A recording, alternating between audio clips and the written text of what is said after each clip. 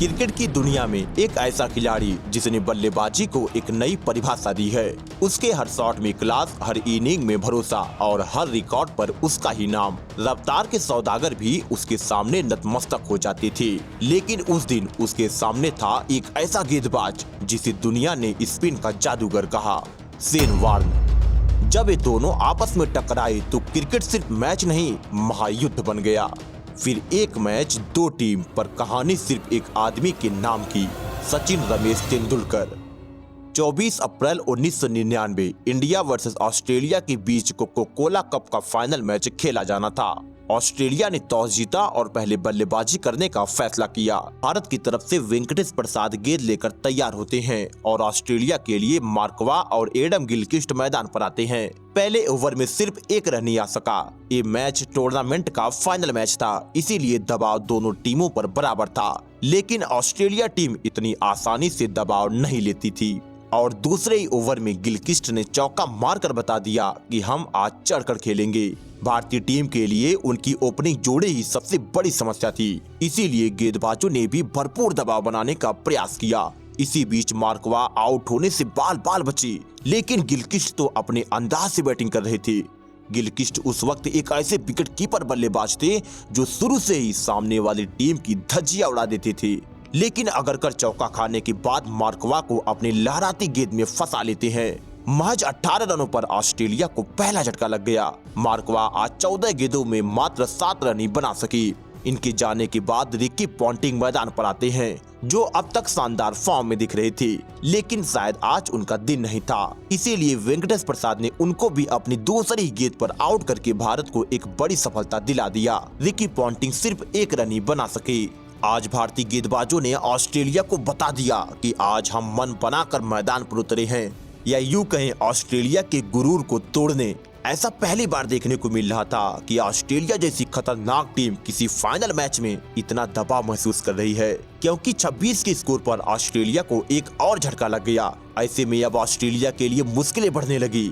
भारतीय गेंदबाजों ने पूरी तरह से इस मैच पर पकड़ बना लिया। शुरुआती ओवरों में ऑस्ट्रेलिया स्ट्रगल करने लगी। बाउंड्री तो छोड़ो, एक एक रनों का आकाश सूखा पड़ गया था और 9वें ओवर तक ऑस्ट्रेलिया का स्कोर महज 36 रन ही होता है और 3 विकेट गिर चुका था। लेकिन अभी भी ऑस्ट्रेलिया का सबसे खूंखार बल्लेबाज गिलक्रिस्ट मैदान पर ही टिका था और अगरकर को आड़े हाथ लेकर 2 शानदार चौका जड़ दिया। गिलक्रिस्ट एक ऐसा खिलाड़ी था जो रन बोर्ड को लगातार चलाए रखता था, लेकिन आज वो भी दबाव में दिख रही थी। ऑस्ट्रेलिया टीम पर दबाव इतना ज्यादा था कि यह टीम 13 ओवरों में 50 का आंकड़ा पार करती है। आज पूरा भारतीय खेमा खुशियां मना रहा था, परंतु अब जो होने वाला था उसने भारतीय गेंदबाजों की रूहें कपा दिया, क्योंकि एडम गिलक्रिस्ट और माइकल वेबर ने चौकों छक्कों की बरसात कर दिया। जहां एक वक्त पर भारतीय खिलाड़ी सोच रहे थे कि आज ऑस्ट्रेलिया को कम से कम स्कोर पर रोक देंगे, वहीं अब रन इतने तेजी से बहने लगे मानो रनों की नदियां बह रही हो। और इसी दौरान दोनों के बीच 50 रनों की पार्टनरशिप भी पूरी हो जाती है और ऑस्ट्रेलिया ने 20 ओवरों में 3 विकेट खोकर 85 रन बना लिया था। तभी अजहरुद्दीन ने 21वां ओवर ऋषिकेश को दिया और उन्होंने अपनी पहले गेंद पर गिलक्रिस्ट जैसे खूंखार बल्लेबाज को अपनी जाल में फंसा लिया। यह भारत के लिए अब तक का सबसे बड़ा विकेट था, क्योंकि गिलक्रिस्ट क्या कर सकते थे यह पूरी दुनिया जानती थी। एडम गिलक्रिस्ट ने 50 गेंदों में 45 रनों की तेज पारी खेलकर आउट हुए। ऑस्ट्रेलिया टीम मात्र 85 रनों पर अपने 4 विकेट गंवा देती है, यानी एक बार फिर से भारतीय टीम ने मैच में वापसी कर लिया। अब ऑस्ट्रेलिया को जल्दी निपटाने की उम्मीद फिर से जिंदा हो गई थी, लेकिन यहां से स्टीवा और वेवर ने मिलकर स्कोर को 100 रनों के पार ले गए। दोनों ने तेजी से रन बनाकर धीरे धीरे ऑस्ट्रेलिया को मुश्किल से बाहर निकाल दिया। मार्कवा ने आज कप्तानी पारी खेली और वापस से भारत की मुश्किलें बढ़ने लगी, लेकिन तभी भारतीय टीम को एक रन आउट के रूप में विकेट मिलता है। माइकल वेवन शॉट खेलकर 2 रनों के लिए भागे, लेकिन मार्कवा ने मना कर दिया, जिससे वेवन रन आउट हो गई।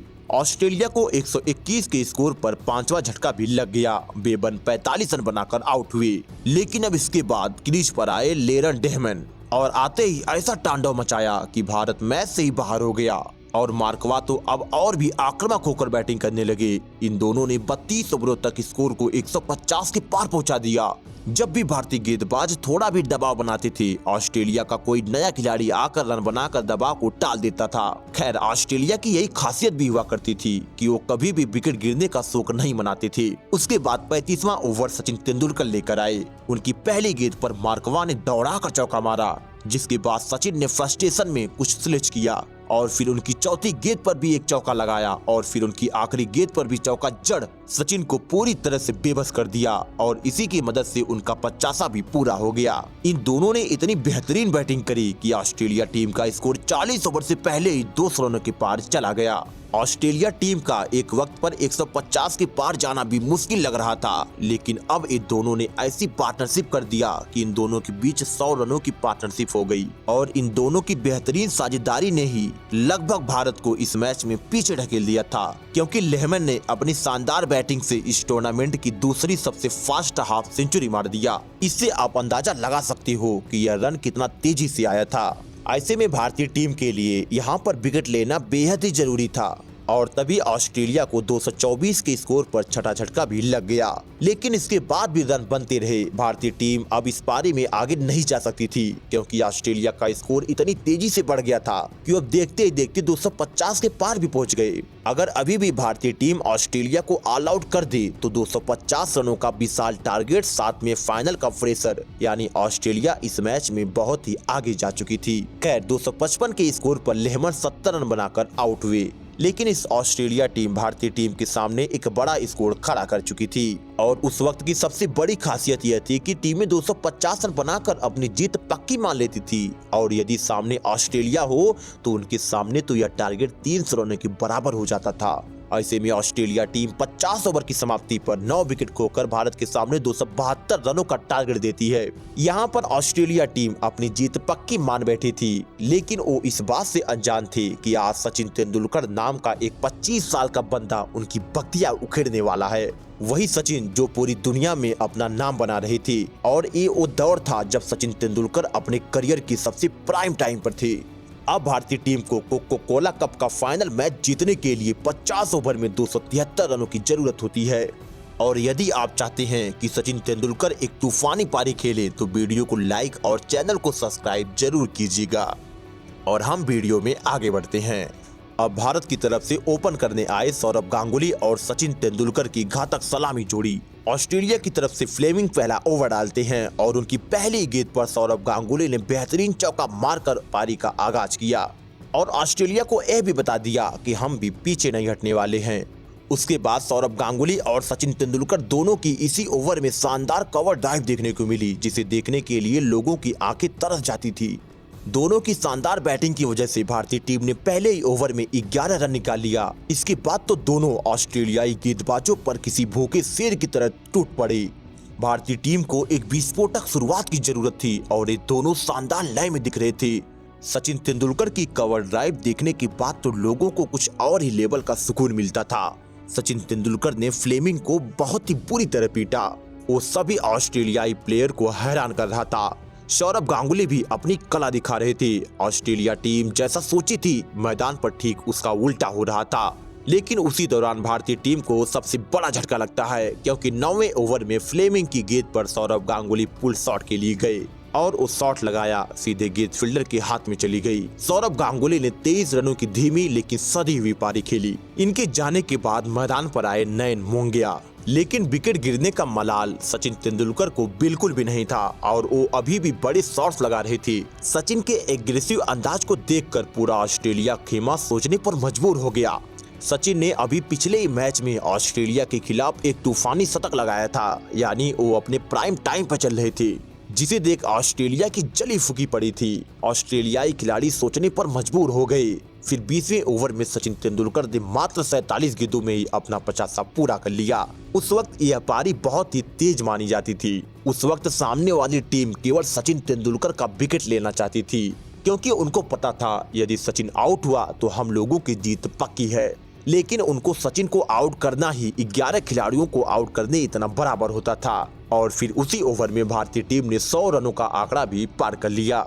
सचिन जब तक मैदान पर रहते हैं स्कोर बोर्ड तेजी से आगे बढ़ता रहता है और उस जमाने में टीम में ऐसा कोई बड़ा नाम नहीं था जो टीम की जिम्मेदारी उठा सके। भारतीय टीम 20 ओवर की समाप्ति पर 105 रन बना लेती है। सचिन को रन बनाना भी जरूरी था और पिच पर टिके रहना भी। यदि यहाँ पर सचिन आउट हो जाते तो पूरी दुनिया को पता था कि भारतीय टीम इस मैच को जीत ही नहीं सकती है, क्योंकि उस वक्त इतना किसी के अंदर टैलेंट ही नहीं था कि सचिन के सिवाय कोई अकेले अपने दम पर मैच जिता सके।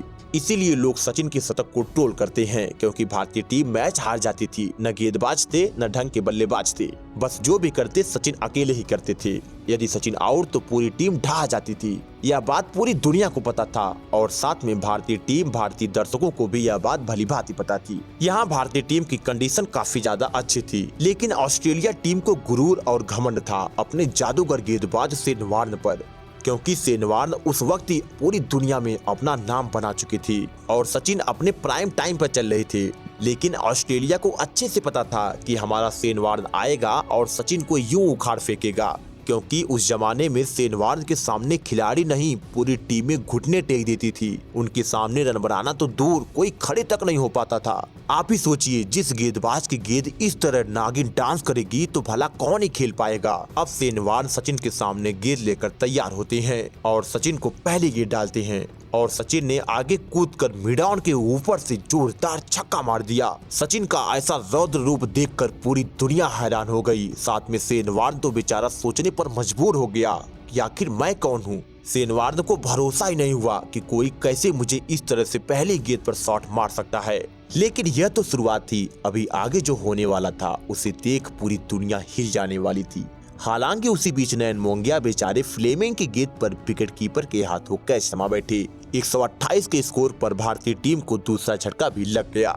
अब आप ही सोचो, नयन मोंगिया 41 गेंदों पर 28 रन बनाकर आउट हुए थे। इनके भरोसे मैच कैसे जीता जा सकता था। अगर इन्हीं की तरह सचिन तेंदुलकर भी बल्लेबाजी करते तो आप अंदाजा लगाइए इस समय भारत का स्कोर कितना रहता। यही कारण था कि भारतीय टीम में सचिन के अलावा कोई दूसरा बहुत ही बड़ा मैच विनर नहीं था। वो तो सहवाग, धोनी, युवराज, गंभीर जैसे खिलाड़ी आए तब सचिन को सपोर्ट मिला। बाकी सौरव गांगुली, सचिन ही उस समय काम करते थे। अब मैदान पर आए कप्तान अजहरुद्दीन और आते ही सिंगल लेके पारी को आगे बढ़ाया और उनको भी पता था कि मुझे केवल सचिन का साथ देना है, बाकी काम वो अकेले ही कर लेंगे। और सचिन ने ऐसा करके भी दिखाया और लगातार शॉट्स खेलते रहे, जिससे भारतीय टीम का स्कोर 30 ओवरों में 160 रनों पर पहुंच जाता है। लेकिन अब ऑस्ट्रेलिया टीम अपनी दोहरी चाल, नीच हरकत को अंजाम देने लगती है और अभी अभी आए अजहरुद्दीन पर दबाव बनाने के लिए जबरदस्ती जोरदार अपील करते हैं, लेकिन अंपायर ने आउट नहीं दिया। या ऑस्ट्रेलिया की खूबी हुआ करती थी या यूं कहें उनकी रणनीति का पार्ट होता था,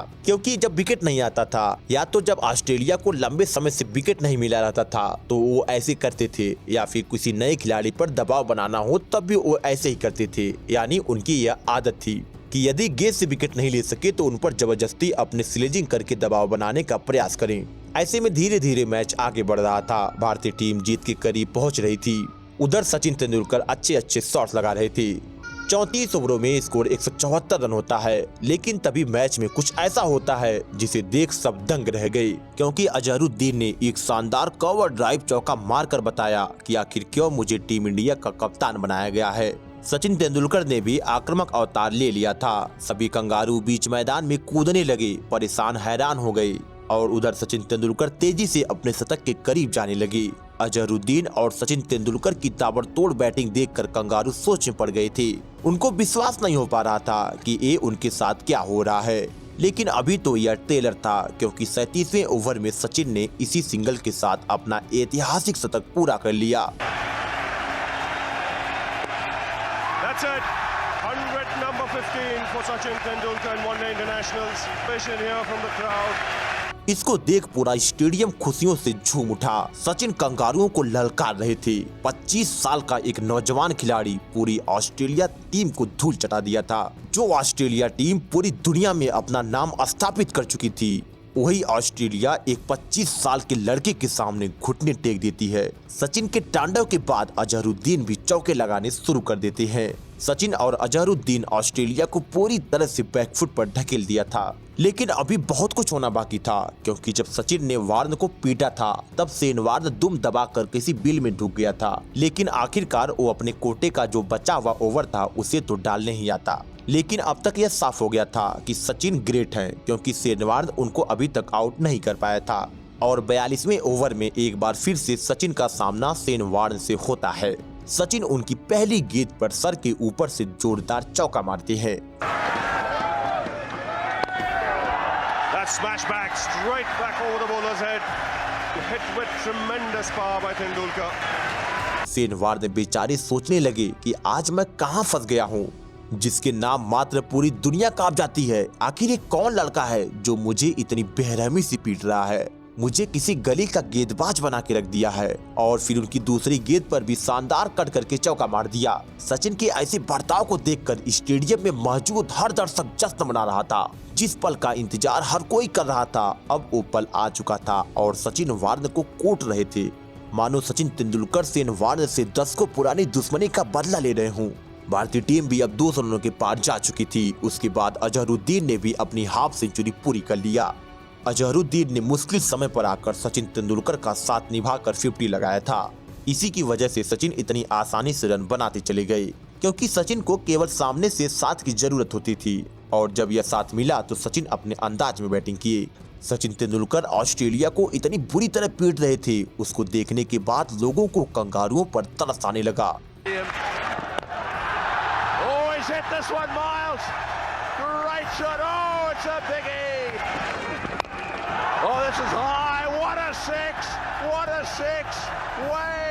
भारतीय टीम का स्कोर 250 के पास पहुंचने ही वाला था। ऐसे में भारतीय टीम जीत से बस कुछ ही कदम दूर होती है, लेकिन तभी कुछ ऐसा होता है जिसे देख पूरा स्टेडियम सन्न हो जाता है, क्योंकि 45वें ओवर में फ्लेमिंग की एक गेंद सचिन के पैड पर जा लगी। ऑस्ट्रेलिया ने अपील किया और अंपायर ने आउट दे दिया। सचिन आउट तो हो गए, परंतु यहाँ पर सचिन आउट नहीं थे, क्योंकि इस गेंद को आप भी देख सकते हो कि यह गेंद ऑफ स्टंप के बाहर जा रही है, लेकिन फिर भी अंपायर ने आउट दे दिया। और यह सचिन के साथ होना स्वाभाविक भी था, क्योंकि अंपायर तो विश्व का सबसे बेईमान, बदतमीज, ब्लतखोर अंपायर था, जो सचिन को आउट देने के लिए ही पैदा हुआ था, या यूं कहें वो उनको आउट देने के लिए ही अंपायर बना था। स्टीव बकनर इतना बेहुदा अंपायर था कि सचिन के खिलाफ कोई फालतू की भी अपील कर दे तो भी उसकी अंगुली खड़ी हो जाती थी। यदि स्टीव बकनर सचिन को गलत आउट नहीं देता तो अब तक सचिन शायद 110-20 शतक लगा दिए होते। खैर, सचिन तेंदुलकर 131 गेंदों में 134 रनों की शानदार पारी खेलकर आउट हुए।